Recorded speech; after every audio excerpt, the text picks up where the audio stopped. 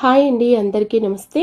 మనందరం ఎంతగానో ఎదురు చూస్తున్నటువంటి ఆషాఢ మాసంలో పాడ్యమి నుండి మొదలుకొని నవమి వరకు జరుపుకునేటటువంటి వారాహి అమ్మ గుప్త నవరాత్రులైతే స్టార్ట్ కానున్నవి.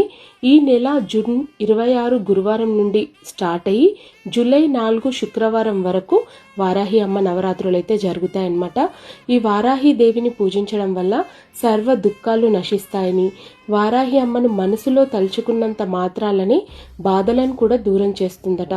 తన భక్తులను శత్రువుల బారి నుండి, ఆరోగ్య సమస్యల నుండి ఎల్లప్పుడూ కాపాడుతూ భక్తుల పట్ల దయా కరుణ కలిగి ఉన్నటువంటి చల్లటి తల్లి వారాహి అమ్మ.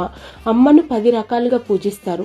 10 రూపాలలో పూజించినప్పటికీ కూడా శాంత స్వరూపంలో అమ్మను ఎవరైతే పూజిస్తారో వాళ్ళ కోరిన కోరికలు శీఘ్రమే ప్రసాదించి భక్తుల యొక్క విఘ్నములు ఆపదలు రాకుండా ఎల్లవేళలా రక్షణ కవచం.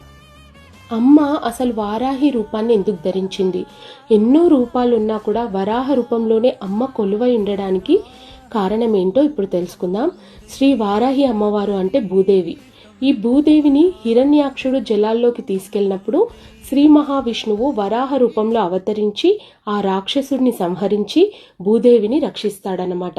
స్వామివారి మీద భక్తితో అప్పుడు అమ్మవారు వరాహి రూపం తీసుకుంటుందట. అందువల్ల ఈ వరాహ స్వామి శ్రీ రూపమని కొన్ని ధ్యాన శ్లోకాల్లో పురాణాల్లో మనకు చెప్పబడింది.